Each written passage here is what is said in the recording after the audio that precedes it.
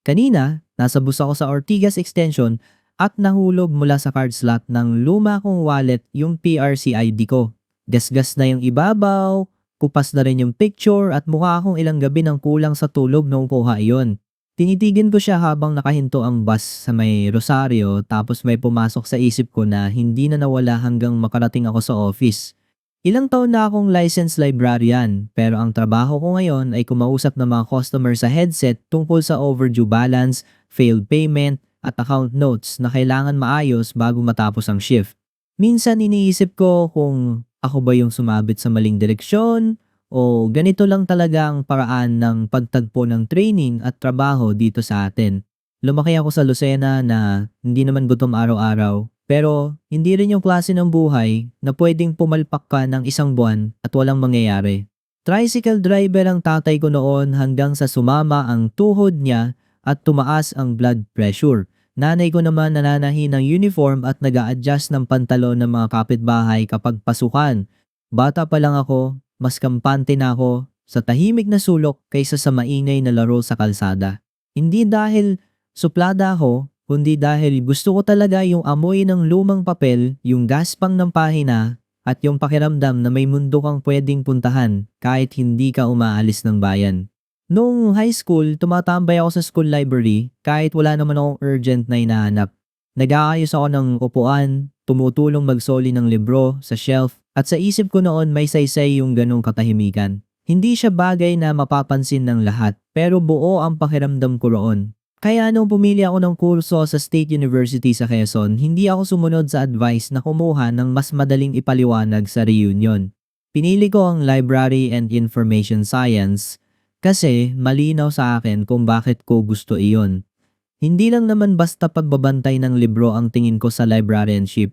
Nandoon yung pag-aayos ng information, pagtulong sa taong may hinahanap, pag-iingat sa records na pwedeng mawala kapag walang nagbantay, at pagbibigay ng ayos sa mga bagay na madalas binabalewala ng iba.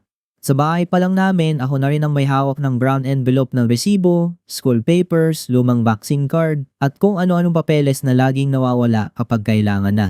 Nasa hiwalay na folder pa nga ang baptismal certificate ng kapatid ko kasi minsan na siyang nawala at halos maiyak si mama kakahanap. Masaya ako noong college sa paraan na hindi halata sa pictures. Hindi ako yung maingay sa org at hindi rin laging nasa harap pero gusto ko ang coursework namin. Natutuwa ako sa cataloging kahit maraming naiinis doon dahil sobrang detalyado raw. Ako yung klase ng tao na naaaliw kapag nagtutugma ang title, subject heading, accession number at shelf location. Noong practicum namin sa isang maliit na library, may mga librong amoy kulob at may mga pahinang halatang matagal nang hindi nahahawakan. Hindi siya magandang backdrop sa picture at wala ring lamig na nakakaginhawa. Pero habang inaayos ko ang serials, periodicals at mga thesis na halos hindi na binubuksan, naramdaman kong may gamit ako sa paraang tahimik. May isang estudyanteng lumapit noon para maghanap ng local history materials tungkol sa bayan nila. At dahil alam ko kung saan ko inilipat yung set na iyon noong nakaraang linggo, nakuha ko agad. Maliit na bagay lang iyon, pero umuwi akong may ngiti.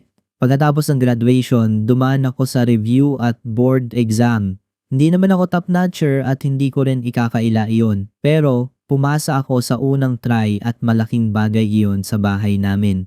Nagluto si mama ng pansit at bumili si tatay ng maliit na cake sa bakery sa palengke. Pagkatapos magsimba noong linggo, ipinakita pa niya sa ilang kakilala namin yung screenshot ng result sa luma niyang cellphone. Hindi ko makakalimutan yung tingin niya sa akin noon. Hindi siya madaldal na tao, pero may klase ng tuwa sa mukha niya na parang sinasabi niyang may naabot ang pamilya namin na hindi nila naranasan noong bata pa sila. Akala ko noon, iyon na ang pinakamahirap na bahagi. Akala ko exam lang ang bundok tapos kapag nakatawid ka na, may trabaho nang naghihintay sa kabila. Ang hindi ko alam, mas malabo pala yung parte pagkatapos. Sa unang buwan ng paghahanap ko ng work, maaga akong gumigising at tinatrato ko iyon na parang full-time job. Naghahanap ako ng opening sa Quezon, Laguna, Pasig, Manila. Kahit saan na kaya pang ipaliwanag sa pamilya na hindi naman ako mawawala ng tuluyan.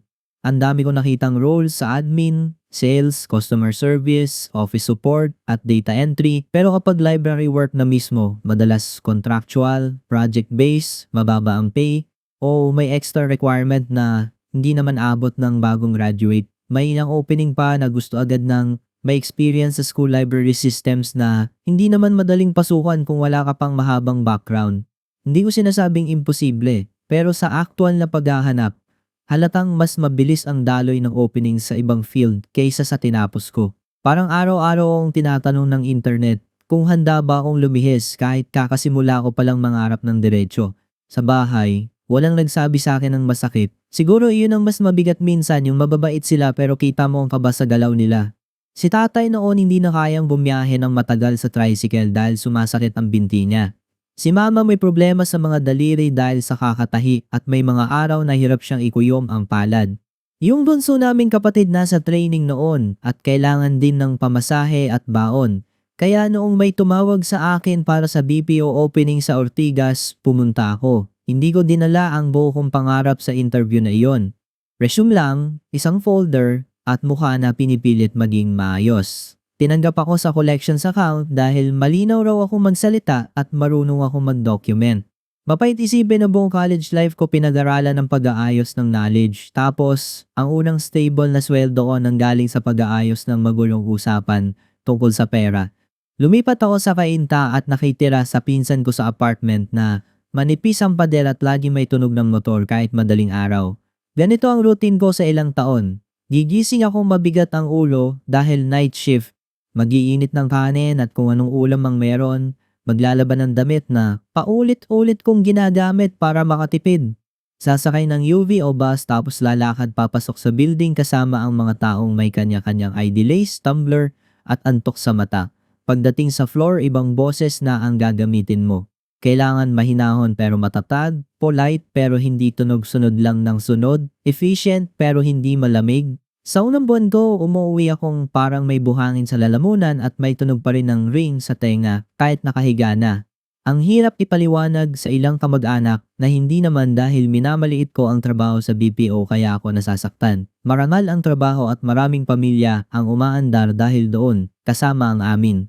Nagkaroon kami ng pambili ng gamot ni tatay nang hindi na kailangang umutang sa tindahan.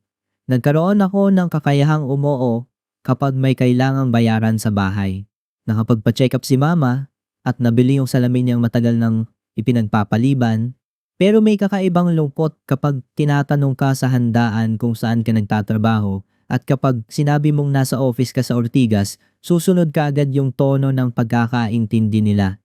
Ah, call center ka pala. Tapos may konting hinto bago nila maalala na licensed librarian ka nga pala. Hindi sila masama at wala silang utang na paliwanag sa pangarap ko. Pero dun sa maliit na paghinto na yun, naninirahan yung hiya ko. Nung unang taon ko sa trabaho, dala ko pa araw-araw ang PRC ID ko sa wallet na parang panghawak sa dating sarili. Minsan sa lunch break, binubuksan ko ang email ko at naghahanap ulit ng school librarian, library assistant, records officer, archives aide at documentation staff. Kahit anong may lapit sa field ko, pinapatulan ko. May ilan akong inapplyan at may ilang sumagot sa umpisa. May isang interview sa Maynila na pinag-ipunan ko pa ng pamasahe at pamalit na blouse. Maayos yung usapan at maayos din yung panel, kaya umuwi akong may konting pag-asa. Pagkatapos nun, wala nang sumunod. Walang oo at walang hindi. Parang natunaw lang yung application ko sa inbox. Kinabukasan bumalik ako sa cubicle at tumanggap ng calls na parang walang nangyari. Pero alam ko sa loob ko na may isang bahagi na naman ng sarili ko ang tahimik na umurong. Sa church ko pinakamadalas maramdaman na may natitira pa akong koneksyon sa kursong tinapos ko. Lumaki kaming nagsisimba tuwing linggo at noong lumipat ako sa Rizal side, sumasama ako sa misa sa Antipolo kapag kaya ng katawan ko pagkatapos ng shift. Hindi ako choir member at hindi rin aktibo sa lahat ng gawain, pero napansin ng parish office na mahilig akong mag-ayos ng papers. Nagsimula iyon nang may lumang drawer ng hymn sheets na magulo at nag-volunteer akong ayusin habang naghihintay ng kumpil ang pamangkin ng pinsan ko. Mula noon, tinatawag nila ako kapag may lumang booklet, attendance records, o files na dapat isaayos para hindi kung saan-saan napupunta. Wala namang bayad, pero sa maliit na silid sa likod ng parish office, habang naglalagay ako ng label at gumagawa ng maayos na sequence sa records, bumabalik yung pakiramdam na kilala ko pa rin ang sarili ko. May isang Sabado na hindi ko makalimutan. Mainit yung hangin at may matandang babae sa labas ng opisina na halos maiyak dahil kailangan daw ng apo niya ang lumang baptismal record para sa papeles sa kasal. Hindi nila alam ang exact year at mali-mali pa ang spelling ng apelyido sa hawak nilang kopya. Wasak ang ayos ng drawer noon, may baliktad na folder at may mga pahinang halos kumalas na ang staple. Umupo ako sa lumang mesa at sinundan ko ng dahan-dahan ang pattern ng entries, sulat kamay ng dating sekretary at paraan ng pag-file na halatang nagbago sa bawat dekada. Nahanap ko rin after almost 2 hours. Walang eksena ron pero yung paghawak niya sa papel at yung malalim na hinga niya parang may naibalik na mahalagang bagay. Pag-uwi ko noon, doon ako naiyak sa jeep kasi naalala ko kung anong pakiramdam ng alam mong may gamit ang training mo sa office. Habang tumatagal, natuto na rin akong umayos sa metrics, call flow, dispute handling at notes accuracy. Naging isa ako sa mga madalasingan ng tulong kapag kailangan i-trace ang history ng account na maraming transfer at sabog ang documentation. Sabi ng TL ko, may talent daw ako sa pattern recognition at sa pagpili ng detail na hindi dapat mawala. Hindi ko na ipinaliwanag na yun mismo ang dahilan kung bakit gusto ko ang librarianship.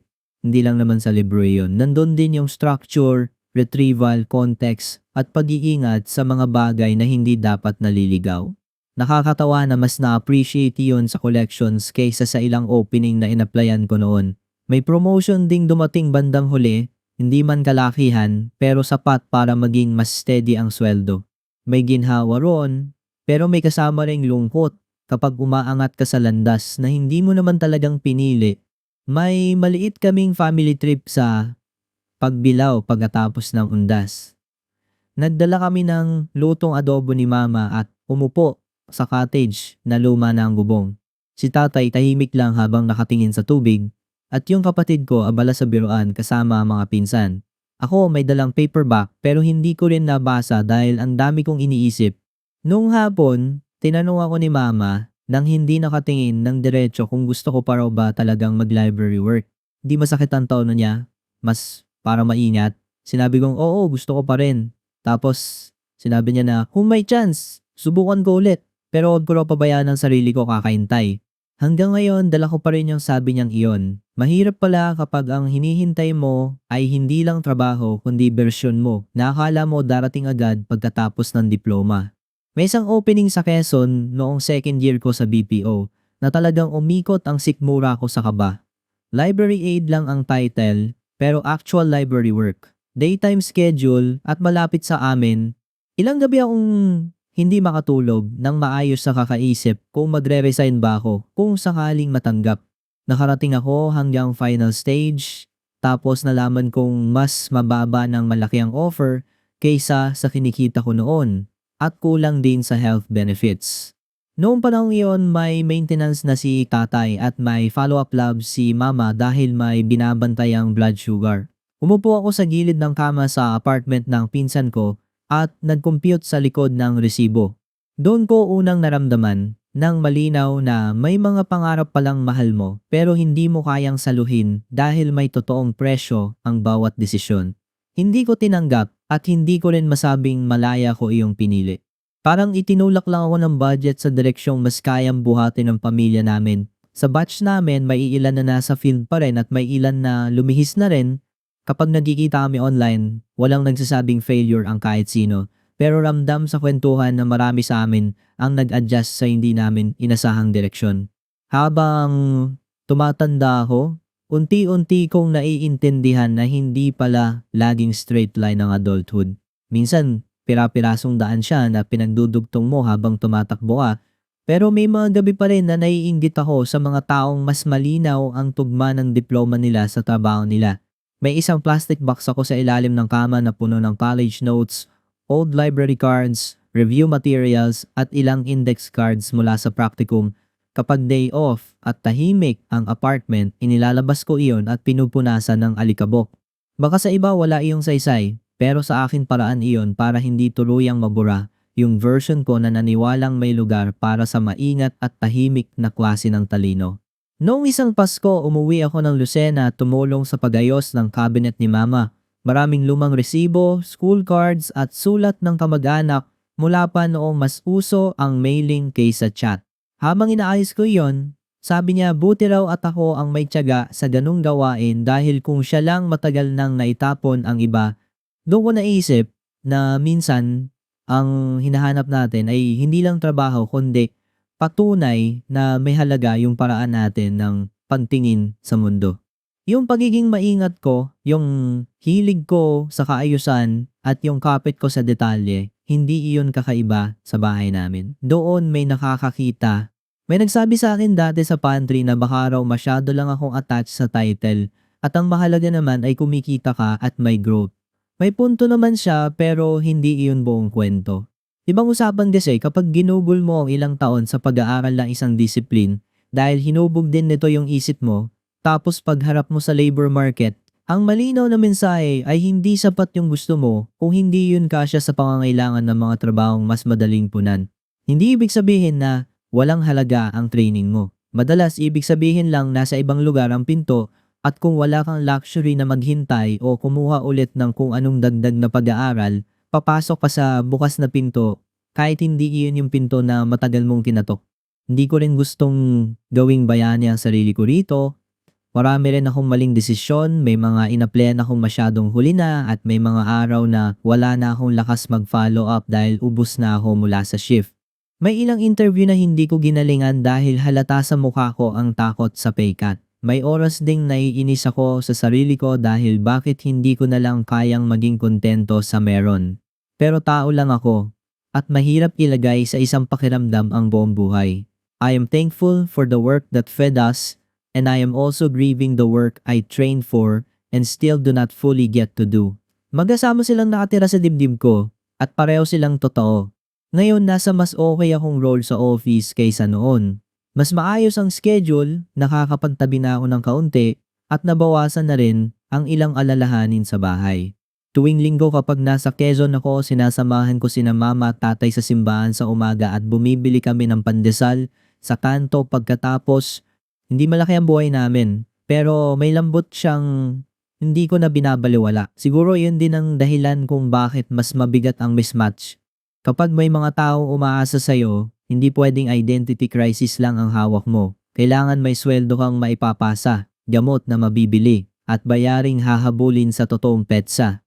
Kaya siguro ako nagsusulat nito ngayon dahil sa nahulog na PRC ID sa bus at sa pakiramdam na parang nasampal ako ng luma kong bersyon.